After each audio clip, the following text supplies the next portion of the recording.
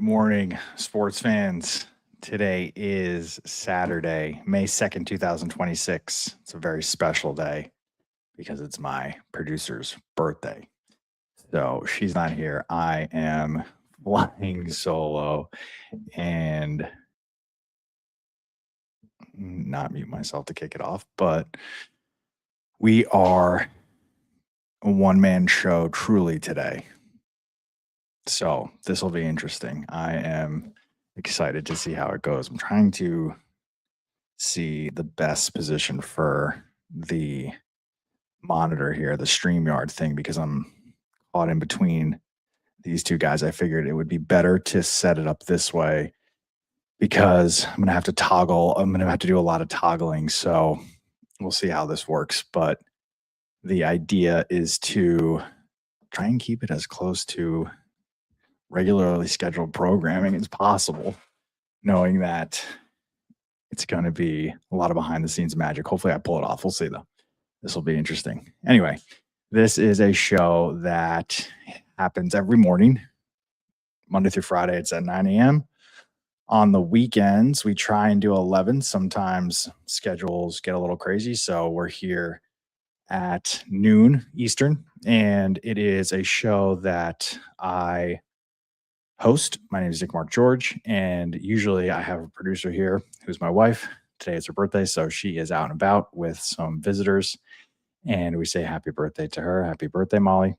So today it's going to be a little bit of a, what do they call it? A ragtag production. So bear with me as I try and get us through some segments that I have prepared. Now that is what stays the same here. That's what we're not going to lose in terms of the quality is the segments and the sports that y'all rated. So that's why I have a lot of faith in the ability to deliver here, because the beauty of the program is that you, the sports fans, the people that are on RateGame, shape the show. So you watch the games because you're sports fans. You rate them because you're on RateGame. It's free, by the way. It's an app that I made. It's also on the web. So whether you have an Android, an iPhone, or a computer, or even a tablet, basically, if you can connect to the internet, you can use RateGame. It's that simple.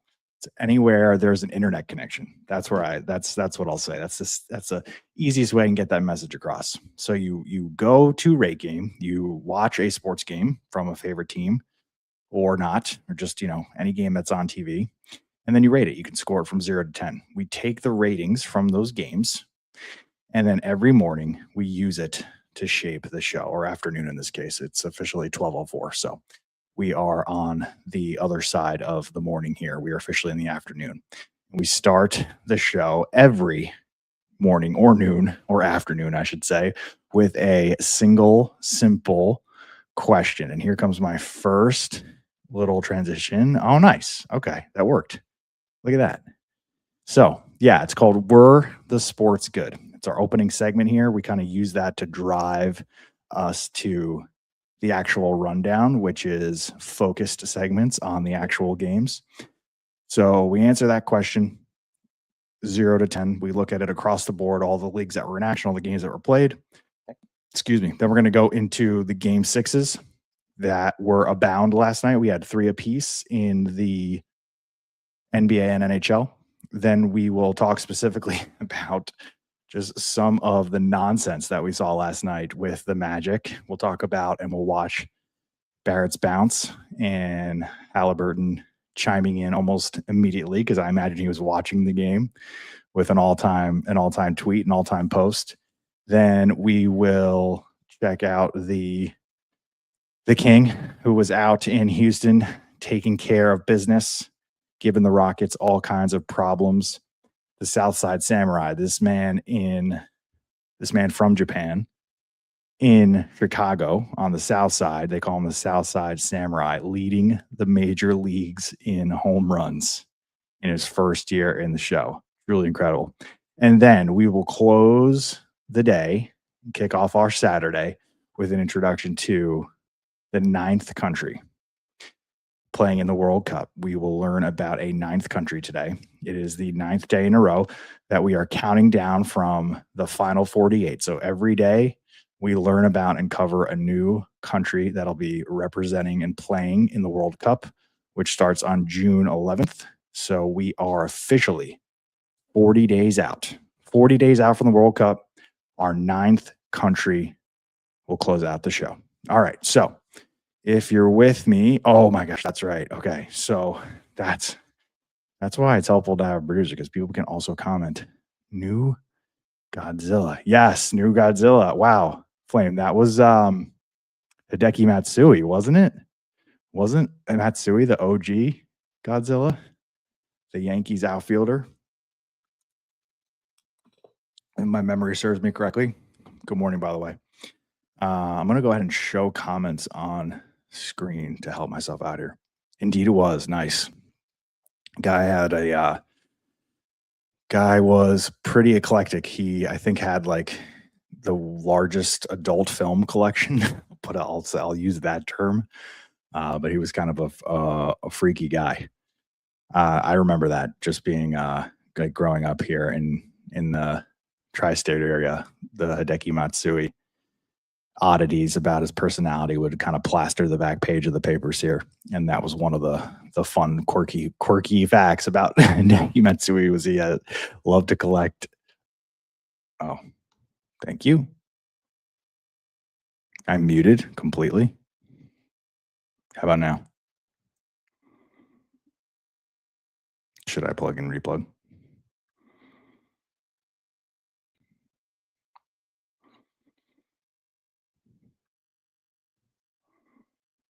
How about now? Did this work?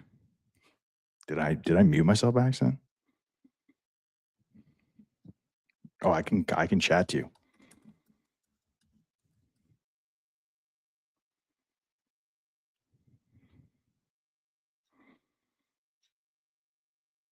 You can hear me, raise up, dude? Nice. Maybe it's Flame. Am I you can hear me? Okay. It was muted for a second. That's crazy. I have no idea. Oh, okay. Nah, no worries. Anyway, good morning or good afternoon, raise up, dude. Good to see you. I was saying to Flame that Hideki Matsui, one of his nicknames was Godzilla, but he also had one of the world's largest adult film collection, like on DVDs back in the day. Weird fact about him. All right, so back to the show here. We have Where the Sport's Good, and we have a dashboard to show us the way. So last night we had, wow, look at that. Did you see it just update live? 25 games across 4 leagues, 443 ratings submit in totality. 344 of those were actually on the window. So within the last 24 hours, these were the games that counted. 4 active leagues, the NBA, MLB, NHL, and the English Premier League, I think had 1 game. I think Leeds and Burnley, I saw that. I try to pick that game as a draw, because that's a new thing that we're rolling out on Monday or Tuesday, whenever it gets approved, is the ability to, when you're picking winners or losers, obviously in soccer and football, these games can end in a tie. Often in soccer, it does. More than football, I should say, anyway, and it's called a draw. So you now going forward, and that was something that we missed. So hand up on us. We didn't design for the ability to pick a draw. So that is coming to us this week. And also with that is a pick'em leaderboard. So right now we are tracking see if we can actually see it. Total tangent right now, but I think it's relevant. Right now on the leaderboards for the community, we track the total. So let's see. Just correct picks. So right now you can see cumulatively how many picks you got right. Winners or losers is what you're trying to see. Going forward on Monday or Tuesday, we're rolling out, I think, a harder challenge, which is the consecutive correct picks. So that's why we had to institute the draw, because in soccer, Or if somebody were to pick a soccer game that ended in a draw and they didn't pick the draw, or they didn't have the opportunity to pick a draw and it ended in a draw, then their streak would be over. So that's the reason for us realizing that and now designing for it, is because we want to start to have a leaderboard for consecutive picks in a row, and that's the only way to account for all possibilities of all games and their end result. So hope that was a clear explanation. Back to and I realized I wasn't even sharing this. So this is what I was talking about. The total picks, like cumulatively, is the only leaderboard that we have on picks. Going forward, we're going to track consecutive picks in a row, which I think will be a materially harder leaderboard to climb here.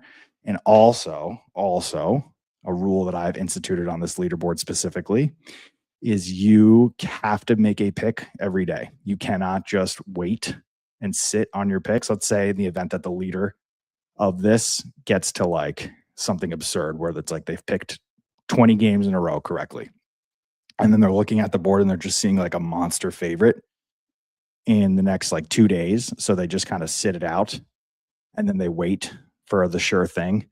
Not going to fly. You have to make a pick every day. In the same way, like you can't just like cherry pick your streak I think that will force people to, number one, like come back to the app and like participate in it. And then number two, I think it just like makes it more fair. So if that doesn't seem clear, let me know. I'm happy to explain it. But I think once we roll it out, as we do with everything here at RateGame, we'll see how it goes. We'll make fixes. We'll look for your feedback, and then we'll implement. And that's the beauty of running this platform for you guys. So back to, now that I have that story straight, the night that was 6.58, we had. Oh, okay. So I think this was the RJ shot right here. Yep, that aligns like pretty perfectly. RJ shot and the overtime goal for the Tampa Bay Lightning.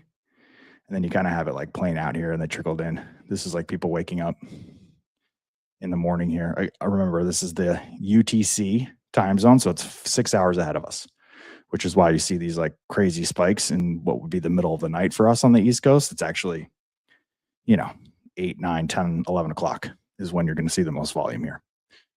So in the NBA and the NHL, they were leading the way. We had a really, really, really fun night of playoff action in both leagues. I think it was a little disappointing because we only got, of the 12 game sixes coming into Thursday, because it was 3 apiece in each league for 2 nights in a row, we netted out to,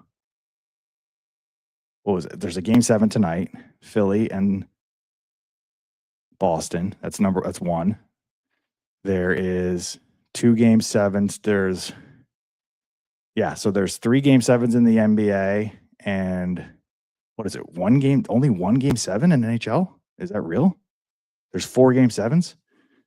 So of the 12 game 6s, we only got 4. Wow. That's crazy, actually. That means there was a lot of closure in the past 48 hours. Wow. I mean, it's hard to get game 7s. That's why it's the 2 best words in sports, folks. That's why we're very lucky to even get these 4. We're lucky to have one tonight. I'm very excited for Philly and Boston tonight. They have an incredible rivalry. I think between Philly, Celtics, Raptors, Celtics, Sixers, Raptors, Cavs, Pistons, Magic, Habs, Lightning. So we got ourselves an action-packed weekend. That's awesome. All right, so looking at, by the way, little Easter egg. I don't know if anybody visits this site. It's publicly available. It's called rategame.io/dashboard. You can actually click into these tabs and you can see by volume the ratings, and then you can see the winning team essentially gets the trophy here.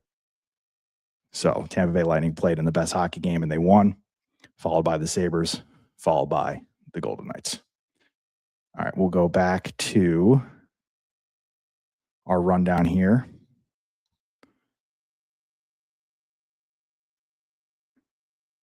Game 6 is galore. Okay, so beginning with the NHL, because we had that insane overtime for the Habs and the Canadians. There was just these two goaltenders, man. Then there were some saves in this game where I got some of these. First of all, look at this guy. This guy, I think he's your player of the game, the goalie on Tampa, Vasilevsky. He is a Stonewall. You got to see this save. And this was a 0-0 tie through 3 periods. We went to overtime in this one at 0 apiece. Tell me, guys, if you can hear the volume okay. This is the first time playing volume here.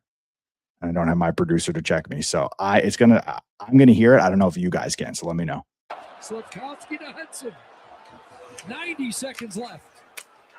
Suzuki. Oh, did you see that? What a save. Off Demidov, who looks skyward. That's Demidov too, right? Demidov is like a beast. He's like their best player, I think. I always see Demidov. I think there's a user on RateGame whose name is Demidov. Slavkovsky to Hudson. 90 seconds left. Nice. Suzuki. Demidov's up. Announcer thought he nailed that because that's like upper decker right there. He's got a wide open window. Suzuki. Demidov's up. Crowd though too. Did you see that? Vasilevsky off Demidov, who looks skyward. Well, if you're on that Tampa bench right now, they're up. He's like, are you kidding? Standing and hitting their sticks against the boards. That's the best save of the night. Vasilevsky tracking that one across. Makes the first save of the... Dude, that's point blank range. Demidov's electric. Montreal's best player is Caulfield. Oh, yeah, that's right. That's right. Where's Caulfield been this whole series? Didn't this guy just like score 50 goals or hit the 50-point marker? Has he been a factor, Flame? Let's see some takes.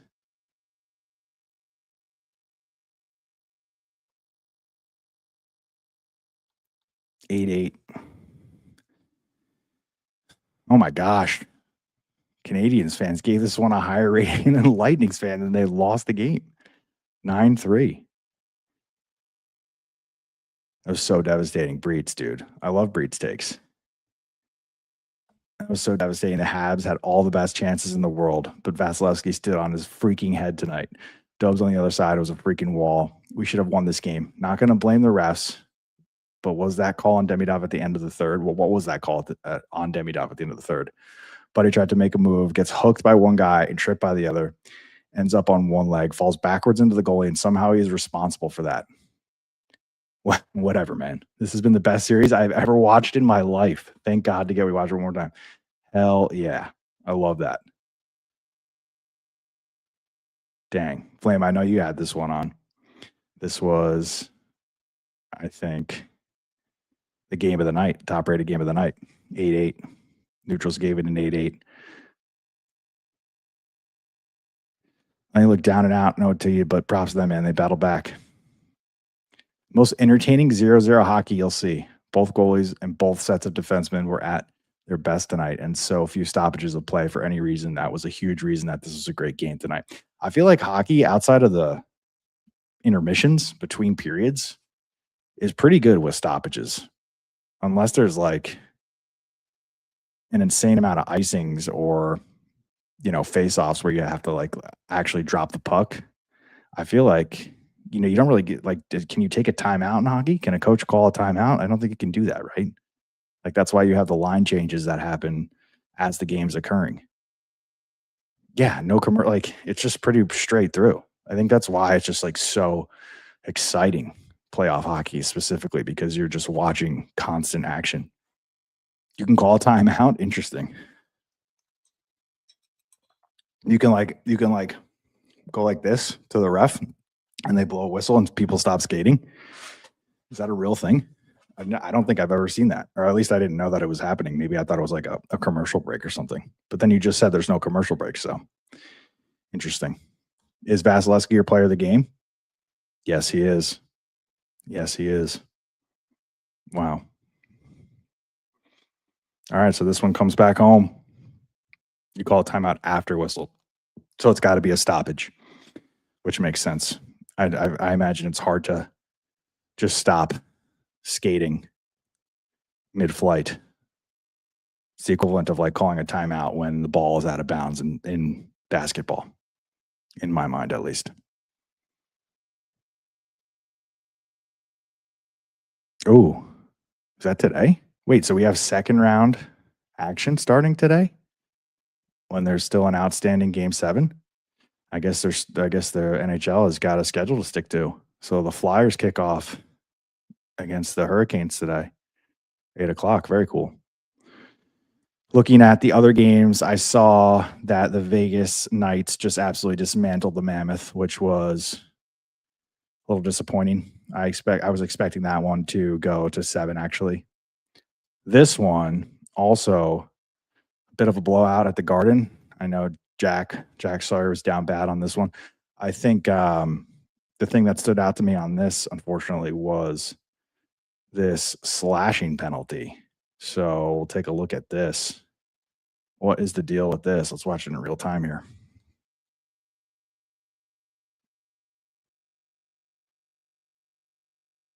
This is like game. Oh, oopsies. This is like game in hand, and oopsies. Reshare. Game in hand, and the Bruins are just being not so nice. Or this guy in particular. I don't know if this guy has a track record for being dirty, but I feel like there's just like a code in hockey, and you don't do this. This is like a big no-no, especially with a minute 34 left in the game. The empty net. How about this one? It'll go wide. No icing. Yes. Oh, they're going to give that one to the Bruins. And look out. Be careful, Benny. That was Can't do that. two-handed No way. slash up high in retaliation. That's nasty. That's just like losing your cool. That's a big no-no. We got a slow-mo of it too. Furious. It is Benson. I don't like that play from me. All right, so I think why this guy loses his cool is because you see he takes the skate here low and he kind of clips his ankle. So it's like I guess the equivalent of a trip.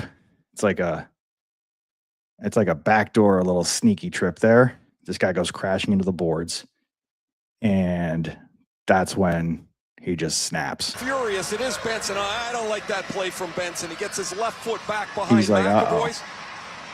I think I like this play even worse. Dude, that is so dangerous. You can't do that. Is this guy going to get fined or what? Is this guy going to get suspended? I guess you can't suspend him. The season's over. What is the repercussions for something like that with a stick? Yikes. Yikes. I mean, can you put somebody in the box for that? Or do they just, is that like an automatic toss? Is there, do you get ejected? Can you get ejected in? I have so many questions. I have so many questions with that play like that. Huh. I mean, because that's like stick to face. I just want to see it one more time. Like, this guy's lucky he didn't lose. Furious. It is Benson. I don't like that play from Benson. He gets his left foot back behind McAvoy's. Oh my God, he's so charged up right there. He's like seeing a red. He's cocking the stick. He's like, I'm coming for you, dude. He's lost it. The ref has no idea. No idea. He is coming for blood. I think I like boom. Like that's a play even worse. As McAvoy takes a baseball swing at him, they're now serious. That's a baseball swing. Yes, you do, Flame. I would take hockey 101 from you any day. I feel like you'd be an incredible teacher. I look, I get the basics. I think I understand the strategy with the different lines. I know that there's like, 3 lines, maybe 4 that each team has, and you switch them out strategically throughout the course of the game. I know, you have your defensemen, you have your offensive players who score. And I know that there is, the lines that which basically determine like offsides or onsides and then icing. But that's pretty much it. That's pretty much it. And that's probably why it's hard for me to follow, because that and the fact that the puck just moves so quick. So quick. Look at Johnny Fanta, man. Look at this guy. I love Fanta. I have a funny story about me and John Fanta one of these days. Tried very, very, very hard to get John Fanta to rate a game, almost to the point where I was like stalking him. Oh my God. All right. So back to the rundown, because I think we covered the hockey. So I know that, yes. Okay. Go here. Yeah. So the Knights advance. They take care of the Mammoth on their home ice. That was a little disappointing. The game 7, the lone game 7 that we got from hockey will be between the Lightning and the Habs. That's tomorrow. And sorry, not the Habs, the Canadians. And then the Montreal Canadiens is different than the Montreal Habitants, right? Now I'm confusing myself. Anyway, that's a game 7 tomorrow. That'll be here in Tampa Bay, which is where I'm coming from. And then we got the Buffalo Sabres moving on in the playoffs for the first time in a long time, taking care of the Boston Bruins. Hoping that for Jack Sauer's sake that the Celtics make it competitive tonight, because it could just be a dark 24, 48 hours in Boston here, which is not something that I've seen in my adult life. Habs is good. Habs is sort of, oh, it is. Okay. See, I knew that. I knew that there was like a couple different nicknames for the Habs. All right. So the first time here, Magic tricked us.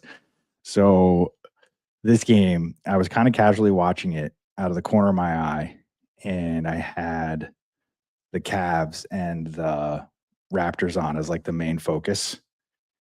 And I think, I wasn't really paying attention because they had the game. I think when I turned it on, it was like 60-38. I think I saw 6 and I saw 3. 6 for the Magic and 3 for the Pistons. And I remember thinking, wow, like that's crazy. The Pistons are actually not going to make it out of the first round against an 8 seed. Like that's going to be really bad for, Cade Cunningham and his whole narrative and his whole story, taking them to the number 1 seed and then only to just like totally blow it to an 8 seed Magic who were there on the play-in, and they were up by 24 points. Yeah. So I must have saw it when it was exactly that, like 62-38, I think is what I saw.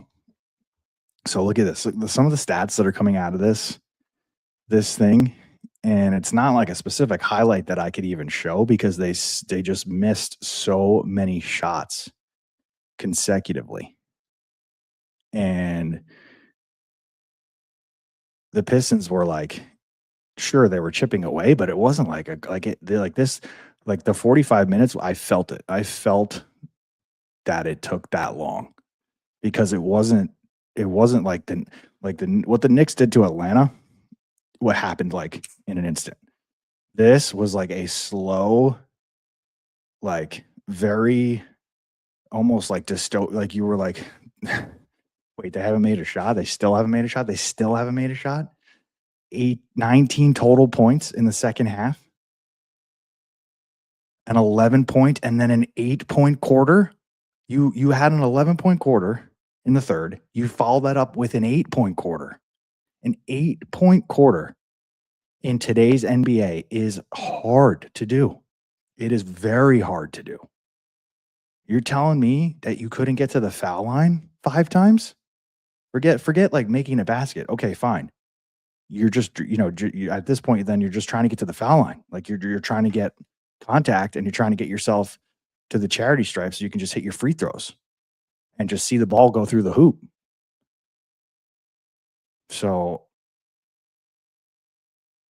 I think that, that's like, you had this game in hand.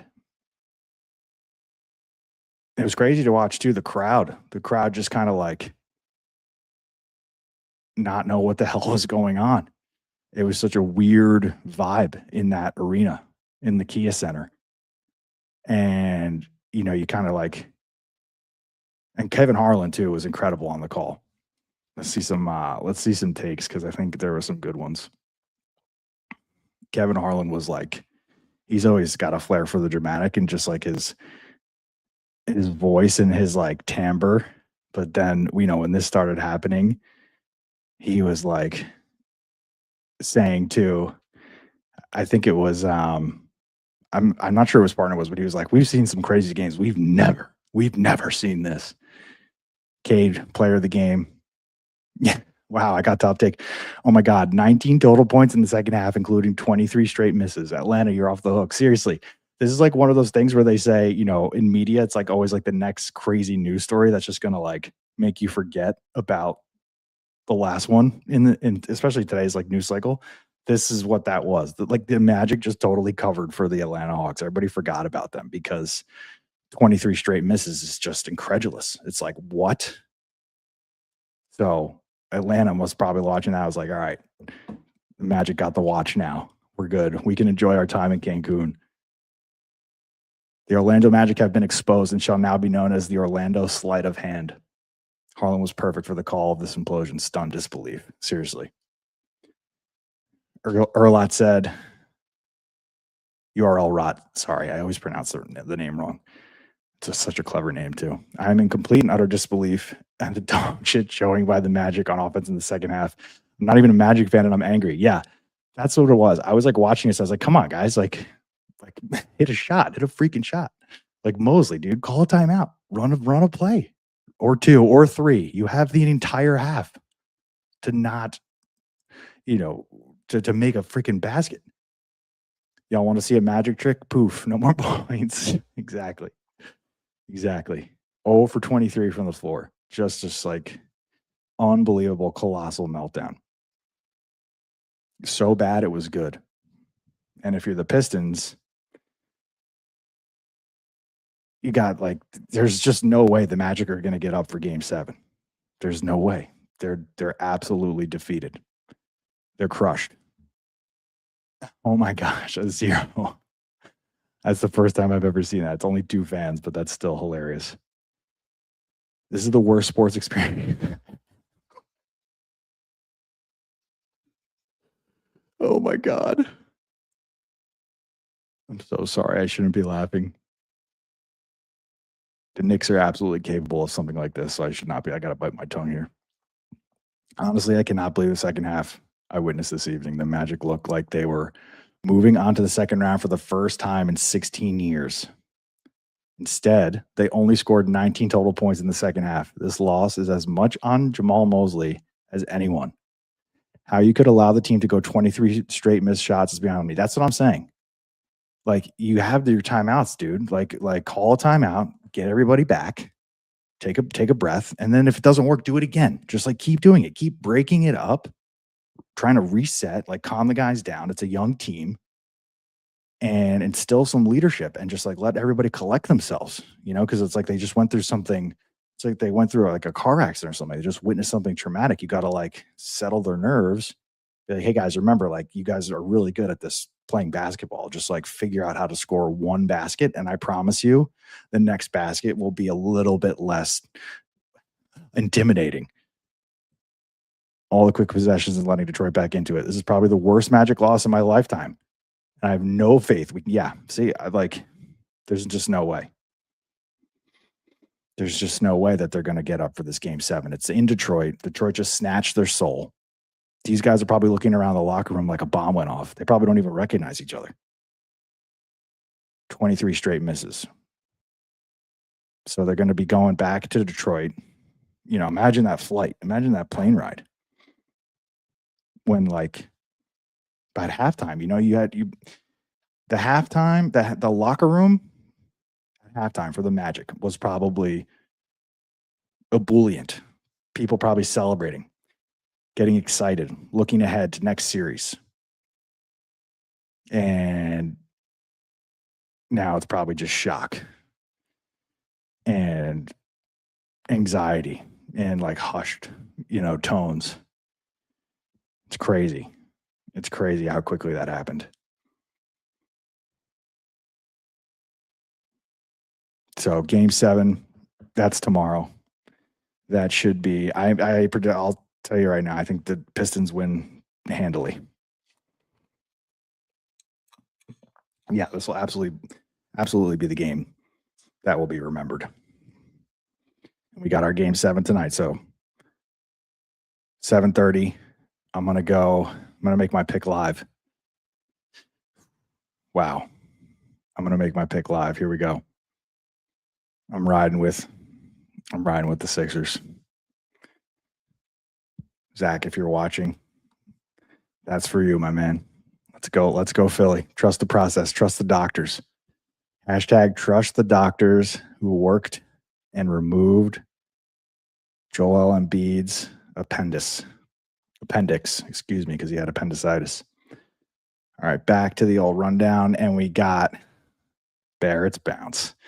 All right, so I think first and foremost, I think the hoop on that rim has seen some stuff from the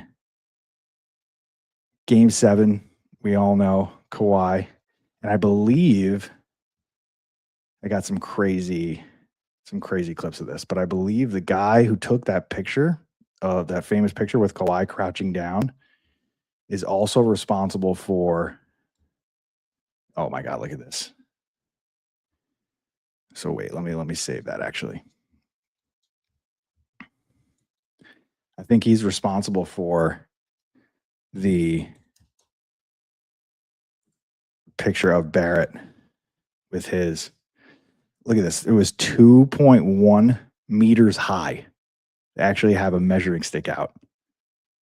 Something that the Rams at Scotiabank exactly, Flame.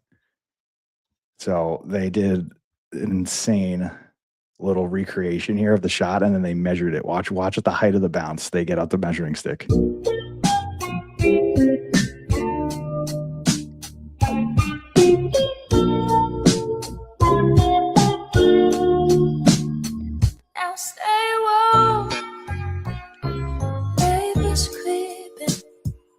Wow.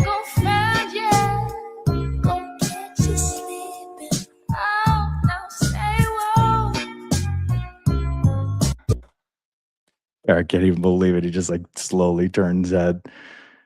Unbelievable.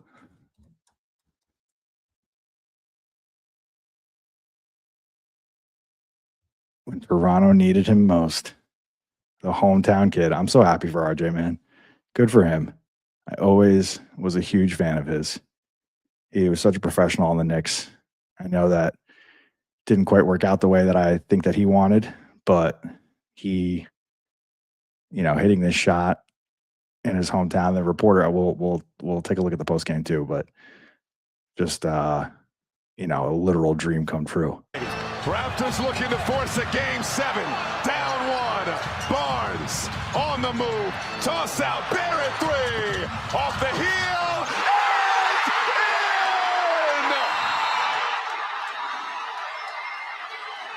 And in! Can you believe it? Jurassic Park.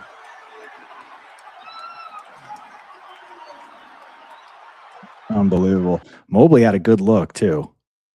Mobley, like 1.2 seconds was enough for Mobley to catch that thing. It was a little bit low. The pass from Harden was like at his feet, but he still gathered and he got off a good look. It was just short. I don't have video of the shot that he missed, but I was like, ooh, because that would have been insane. It was a 3 too, so they would have won by 1, but it was like this short. And maybe if Harden passes it a little bit higher, we'll just never know though. You got to see his. This is a great soundbite from Barrett. The guy asked him, you must have dreamt about shots like this as a kid, growing up in Toronto. How many times did you dream about doing something like that as a kid growing up, nailing a 3-pointer in overtime for your hometown Toronto Raptors? Still dream about it, and just. I want to say one, Scotty, for making the pass. You know what I mean? I said it before. We talked about it, you know, right before the play happened. But, you know, just him having that trust in me to make that pass at that moment was huge. And then, you know, glory be to God, I didn't make nothing the whole fourth quarter, whole overtime. So, you know, for that shot to drop, yeah. How many times did you dream about doing something? Shoot or shoot. Good for RJ, man. I'm happy for the kid. He's a good dude. I remember they had a profile on Team Canada for the Olympics when Steph had his night. I think it's on Netflix, actually. And I remember they profiled him, like Shea's on the Canadian team, obviously. And Barrett's dad was like a Canadian legend, which I did not know. So very, very happy for the Barrett clan, the Barrett family. Very cool, good people. What makes you crazy that RJ had struggled in OT. I'm gonna shut him down for him to recover another. I mean, shoot or shoot, man. Shoot or shoot. You gotta take that shot. Really want to see if I can find that shot or the picture of the two shots back to back. Actually, I might have liked it. Hold on one second. Oh, this is such a funny clip. I gotta get back to this. It's all Toronto stuff. I might have missed it, but there's like a stacked photo of the two. Let's see, maybe it's under Scotiabank.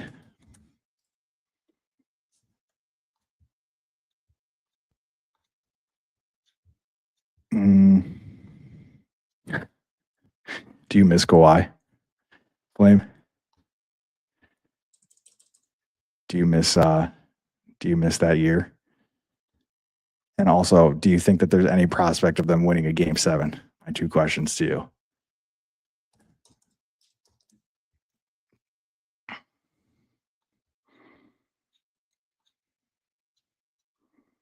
Oh my God, here it is. Wow.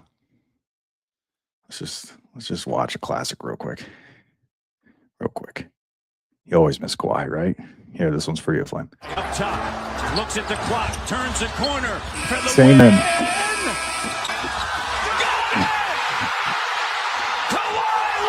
Same rim. So crazy. Same freaking rim, dude. Different bounce. So here's where that. Yes. Okay. So Haliburton obviously chimes in immediately. He's like, where have I seen that before? Such a great tweet. Such a great post. Such a timely post. I have such appreciation for athletes that are with it, that are like plugged in and can be self-aware like this. And this is an incredible side by side. This is like perfectly synced. I know that Ben Caro had one of these, but these two are just like so similar. On the move. Toss out, free for the win. On the move. Toss out, free for the win. Like the same height too. Crazy.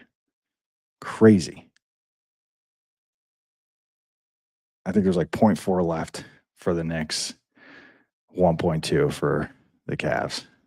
What a crazy way to go out. I wonder where that looks like we're going overtime. Who said that? Barrett? Barrett said that?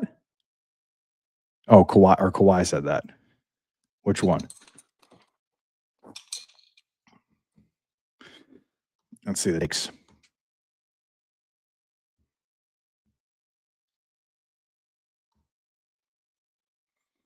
8.6. That's a fair rating, I think. Right before Kawhi shot it. Oh, you said. That's a famous Flames quote there. Looks like we're going overtime. Nice. The rim on that hoop the rim on that hoop in Toronto is a sucker for a dramatic bounce.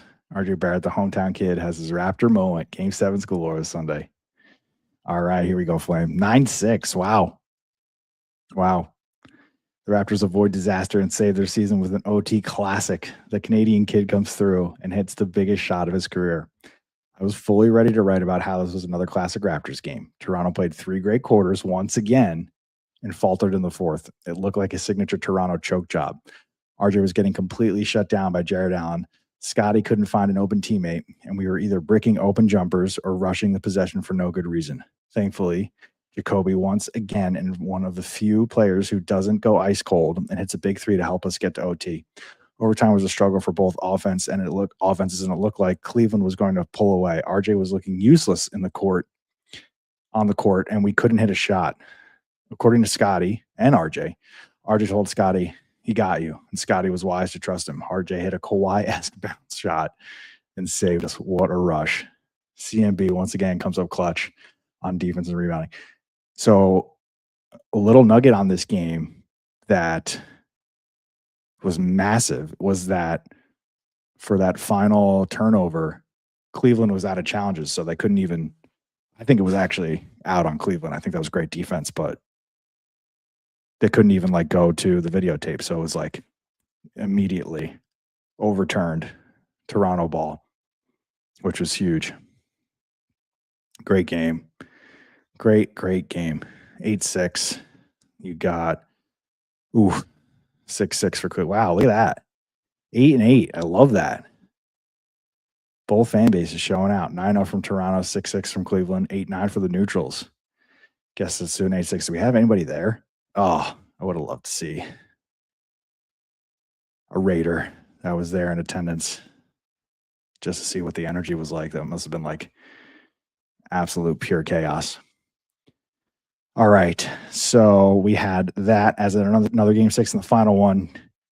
King James just took care of business. I will not go crazy, but there was a couple of things that happened in this game that I think were worthy of it. This was the first one. So this happened like pretty much almost like right away. And they're just, watching LeBron for as long as I have my entire life, you can just tell there are some nights when the dude steps on the court, it's just over for you. He's so locked in. Like, he's the kind of guy that has levels, and he can decide on like which one he's actually going to be on for the entirety of the game. As soon as the ball was jumped, the dude was like on a mission. He was not playing around. He was all business LeBron. He was. You found the photo? How? Oh, you can share photos. I can't see the photo though.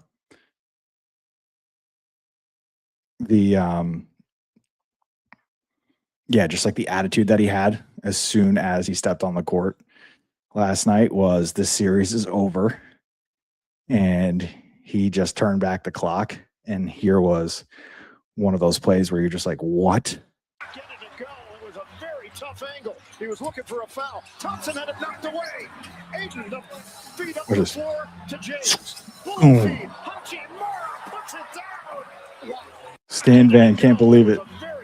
That man's like, wow. Thompson had it knocked away. Aiden, the feet Watch up this. the floor to James. Boom. Bullet feed. Hachimura puts it down. That was unbelievable. He was like almost out of bounds here. Feet up the floor to James. Bullet feed.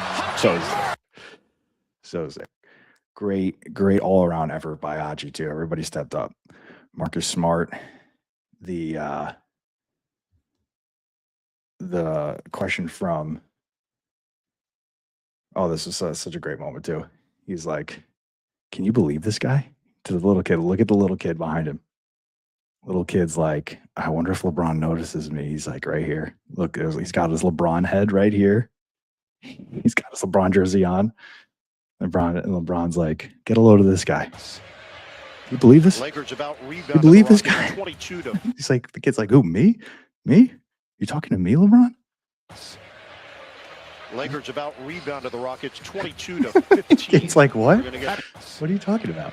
Me? Lakers about rebounded the Rockets Believe this? 22. Who? The guy behind me? No, you, dude. LeBron's talking to you.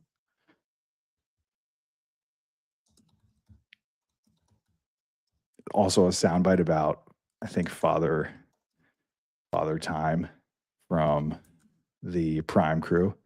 Prime crew, by the way, in the studio, I don't know. They're kind of like hit or miss for me.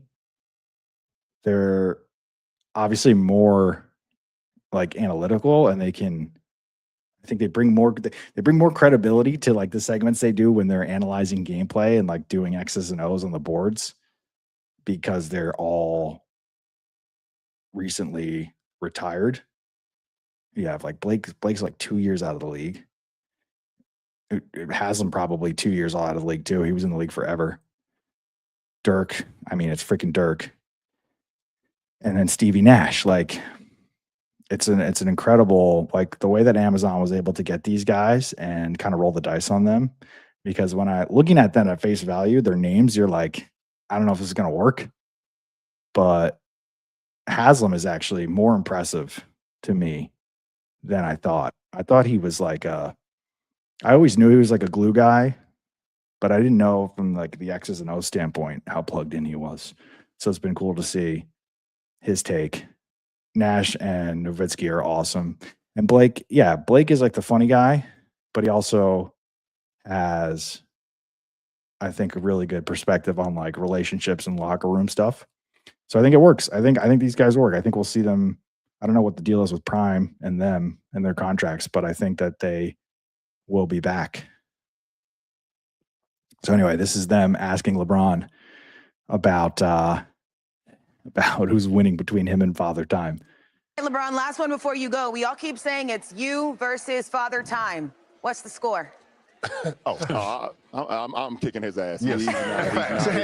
Facts. He could go to somebody else at this point. He already lost to me. It's over with. Great stuff. Thanks for your time, LeBron. Let's go. Love that. Who do you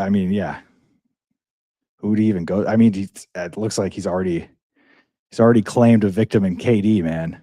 I wonder what, dude, I was thinking about this. Like, it must suck to be guys like Kevin Durant or, even like Draymond Green, to some extent, maybe Steph Curry, just seeing like their careers slowly winding down.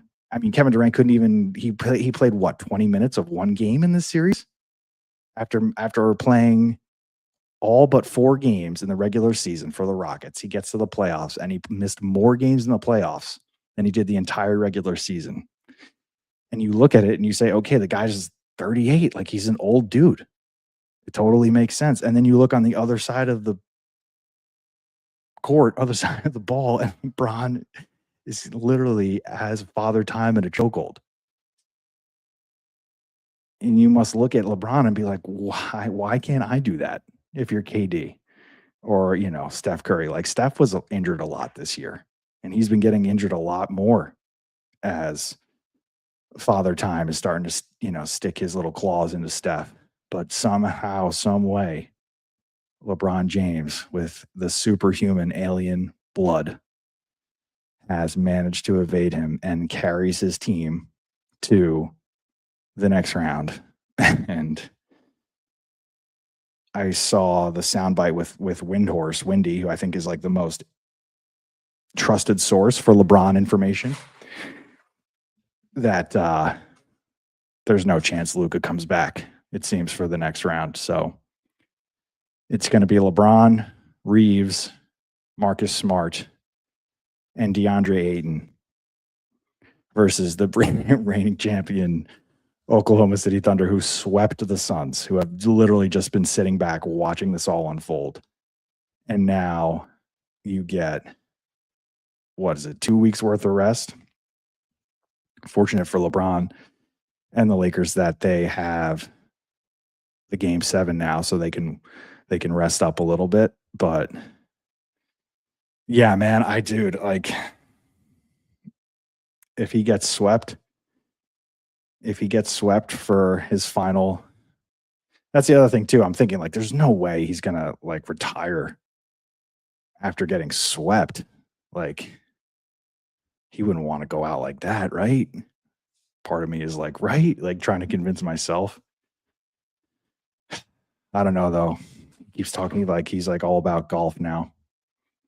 So who knows? But that's a 6-1. No Rockets fans are showing their face. LeBron's your player of the game at the age of 41. That was an operation for me. That was success. Yeah, at least no first round exit for the Lakers. Got to take that. That's definitely a victory for me. And yeah, I don't know. Maybe they steal one versus the Thunder. I just don't like. There's no world in which they, because like it would have to be. It's Ayton versus Chet Holmgren. At every single position, they have an advantage. Save for like LeBron, like whoever guard, like they're going to put Dort on LeBron. Shai has the advantage over Reeves. Yeah, so we'll see. We'll see what happens. Maybe they steal one. Maybe OKC is nice and lets LeBron have one at crypto. But that is your game sixes. That's your Kings things. Here we go. Okay, so the Southside Samurai. We have a story unfolding here in Chicago for the White Sox, which has been such a pleasure to follow. This guy on the White Sox who came over this year. They call him the Southside Samurai. He hits his MLB-leading 13th home run yesterday for the White Sox. And he hits ding. 3-2. This ball is drilled. Back it goes. Murakami has the power. He has the power. He now leads Major League Baseball. I love this little graphic with the pinwheels. This is like the second or third time I'm showing this on the show. So well done. Lucky number 13 on the season. I love his swing too. Murakami. 3-2. Boom. This ball Love the little weight there with the little lifted leg. I feel like that's such a Japanese technique because I think Ohtani does that too, where he's just like kind of waiting and then he lifts the leg in anticipation. Like he hasn't even released the ball yet and he's getting ready to just blast it. 3-2. Oh, it's such a smooth swing. This ball is drilled. Back it goes. Murakami has the power. He has the power. He now leads Major League Baseball by himself.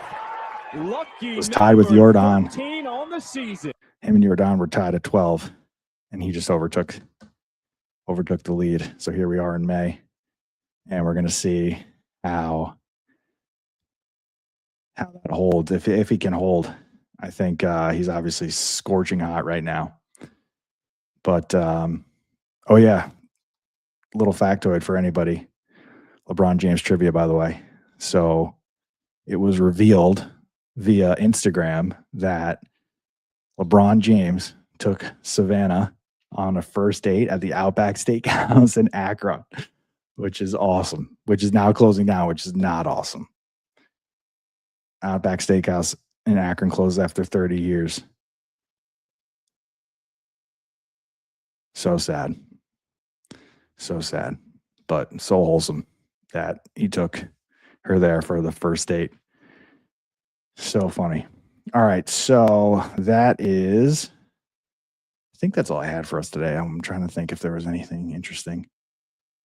Well, this was funny.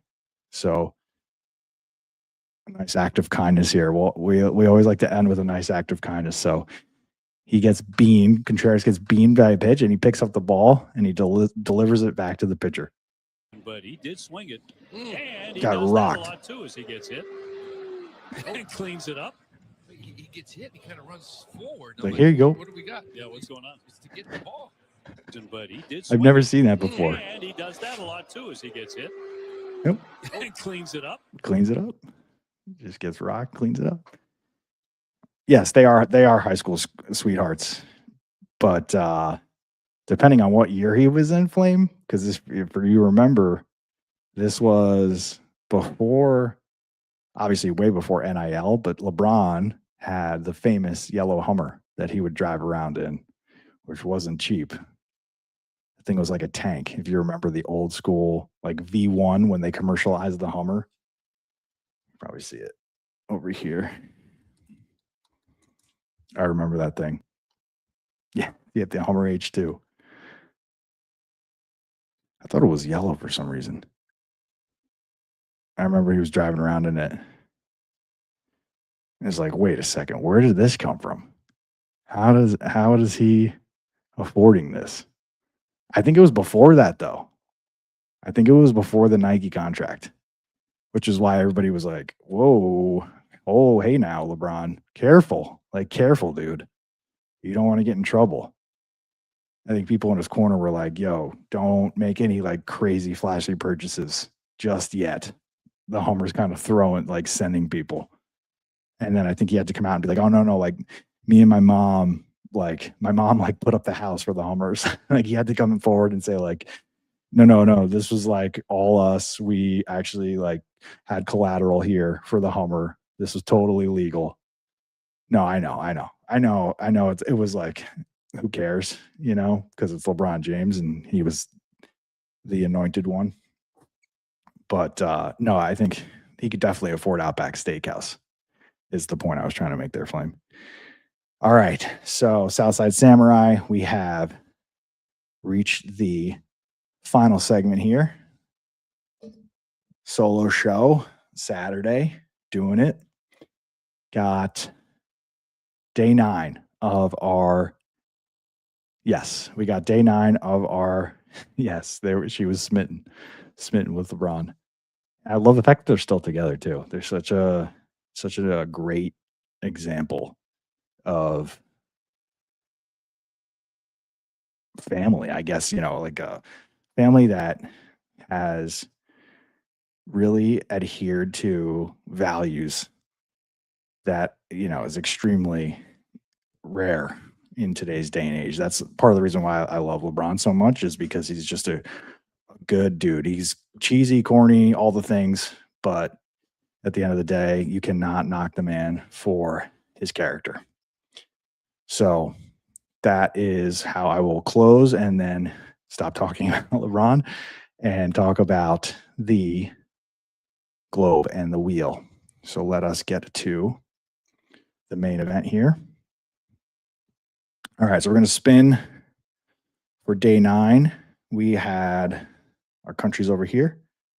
Let's actually take a look at the bracket. We haven't done that in a while. So we got 12 groups, 48 teams. We are doing a country a day here, kind of walking it down. Got 2 from Group E. Any group not represented? Oh, we got a couple groups not represented yet. Let's get this a little bit bigger. Okay, so Group C, Group D, and Group G. Oh, wow.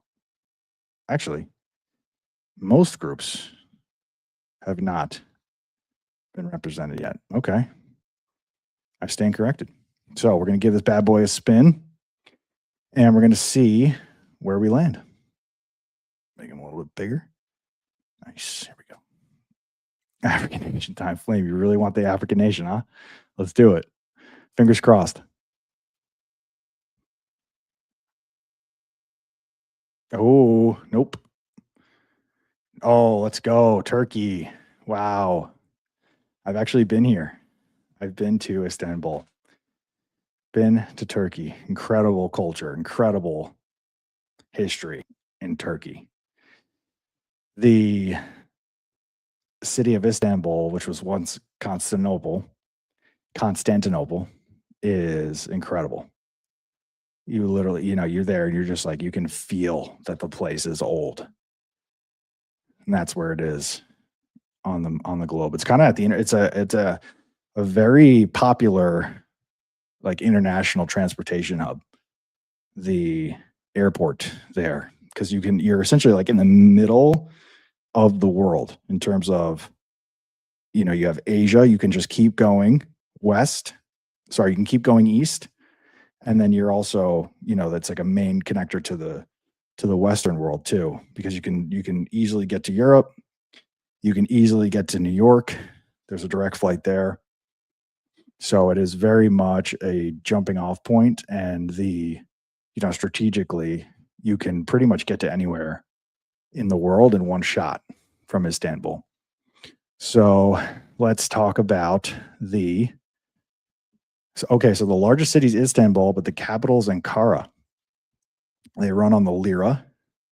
Population of 85 mil, so about the same size as Germany. Very interesting. If you are from Turkey, you're Turkish. They have a presidential republic. The language is Turkish. They are ranked number 28th on FIFA's rankings. They have 3 appearances. Best finish is semifinal. The topography: Anatolian Plateau, Taurus Mountains, Bosphorus Strait, and the Mediterranean coast. Major industries: textiles, automotive, construction, electronics, tourism, and agriculture. Main exports: cars, machinery, gold, textiles, iron, and steel. Main imports: gold, refined petroleum, scrap iron, crude oil. This flag is so simple, but I love it. It's very elegant. And I remember when I was there, it's all over the place. They love their flag in Turkey. Massive Turkish flags waving from buildings. Red field is the Ottoman military tradition and blood of martyrs. Wow. Yeah, so Turkey is like the Ottoman Empire. I'm going to talk about ancient history. And then the crescent and star is the ancient Turkic and Islamic symbol.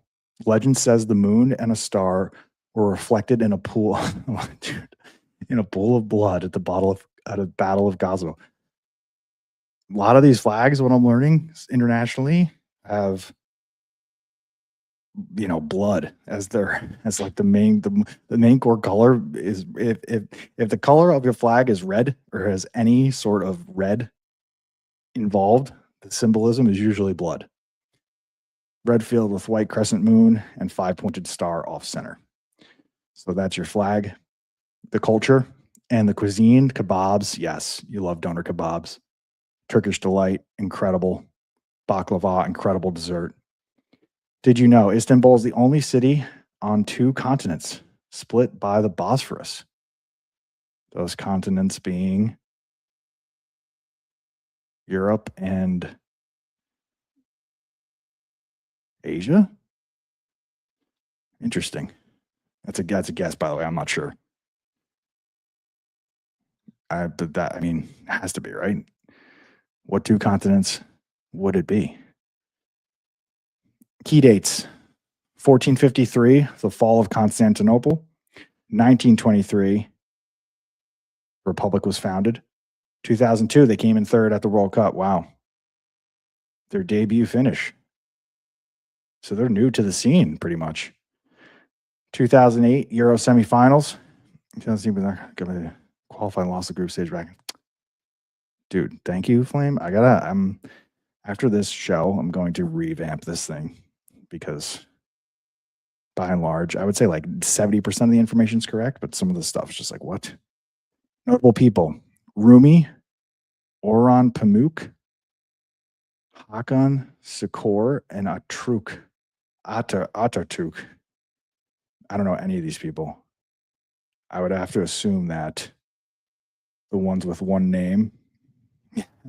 Thank you. Yeah, Flame, please. I need help.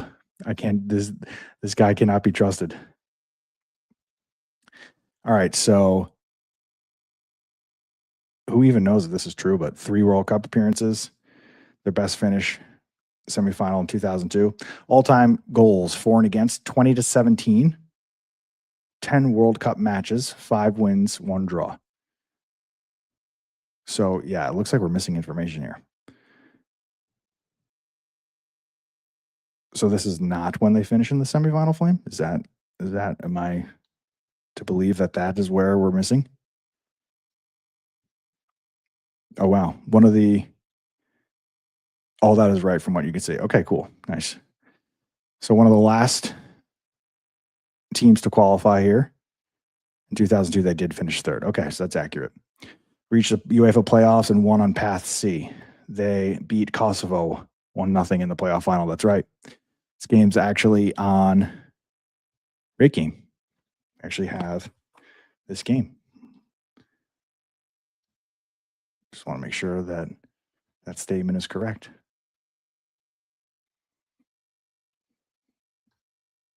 Yeah, here it is. Look at this. Check us out. 1-0. Turkey pulls off the win in Kosovo and is now in the same group as the USA. Very nice. Look at that. You can rate this game where Turkey qualified. Back to the group. So, yeah. Right there with the host nation, United States, Australia, Paraguay, and Turkey. I want to say United States and Paraguay, but maybe Turkey. Maybe Turkey's actually the dark horse, as Flame said. Kicking things off against Paraguay in Houston. Then they play Australia, and then they got us. So they close the group against the United States at MetLife. And then we have their players. Okay, so here we go. This guy, Hakan Çalhanoğlu, he is at Inter. 2 Series A titles with Inter, Champions League finalist, Turkey captain. Once scored a free kick from his own half against, I'm not even going to pronounce that, it's Karabukspor. The goal is on YouTube and gets 100K views a year. Wow. Love that. Andrei Vasilevsky, 21 years old, La Liga and Champions League with Real Madrid in 2024. Euro 2024 standout, youngest scorer at the Euros, youngest Turkey scorer at the Euros. Real Madrid signing at 18. Okay, so he's a bit of a phenom, it seems. Madrid agreed to sign him before he played even one Real Madrid B match based on the Turkey under-19 footage alone. Wow. I never heard of this guy. Andrei Vasilevsky. Arda Güler. The other guy is a Turkish legend, one of the players with 100 caps. Okay. Okay. Is he, because he's 30, yeah, he's 32. Then we have Kenan Yildiz. He's a Coppa Italia winner. Güler is the Turkish wonder kid. Okay, cool. Okay. Then we have a guy on Juventus, Kenan. Coppa Italia winner with Juventus in 2024, Euro 2024 starter at 19. Where's Juventus number 10? Youngest in club history. He's the youngest in club history to wear that number. Number 10. Age 21. Okay. Born in Germany, came through Bayern's academy until 17, then chose Turkey over Germany. Oh, wow. I wonder if it's because of the hometown or the home country. He had the show the pride of the nation, the patriotism, and wanted to come home. Plays for Juvie now. Ferdy. Okay, so Ferdy's on Brighton. He's the right back, 26 years old. Super League double careers. He had double careers here. Oh, wow. Number 10 is a sacred number on Juvie? What do you know? Interesting. Reserved for their best players. Very cool. This guy, Ferdy, Premier League with Brighton, Euro 2024 starter, born in the Netherlands to Turkish parents, captained the Netherlands under 21s before switching to Turkey. Very nice. Love that lore for Ferdy. I don't want to butcher their last name, so I'm going to take it easy. And then we have these last names are insane. Like Turkoglu. I remember Hedo Turkoglu from the Sacramento Kings. I wonder if that's the same. All right, Kareem. He plays for Benfica. He's 27 years old. Super League with Galatasaray. I've heard of that name before. 2023 and 2024 Premier Liga regular at Benfica. Turkey Euro 2024 squad. And thank you, Flame. I figured I'd use Hedo Turkoglu's last name to set the table for myself there. Super League is Turkey's top league. Okay. This guy set a Super League assist record in his first season at Galatasaray. 16 and 34 matches. I know I'm butchering that. Their head coach is Vincenzo Montella. Okay. So let's see their style. They play a compact style, 4-2-3-1 with Kalanglu as the regista. Passionate pressed and fast wide transitions. Here's their kits. Red and white, classy, solid. Red and white, got the hex colors there. Love that. And the projection for Turkey, 68% chance to make it out. Okay. Tier 3 outside shot. I'm so curious what the US is here. Lowest I've seen is a tier 4. So as long as we're not in tier 4, if US is tier 3, I'll be satisfied, I guess. So 68% chance for Turkey to make it out. And that's notable because they're in our group. Realistically, we should be making it out of this group. When I say we, I'm talking about the United States, but that is going to be it's going to be the last 3 countries that we cover. Turkey is pretty much always thought of as a dark horse in the Euros because they look good on paper. Yeah, well, looking good on paper is one thing. That's why they play the games, as they say. So that is the 9th day for us. We go back to the globe here. We have the little dots for all the days that we've covered.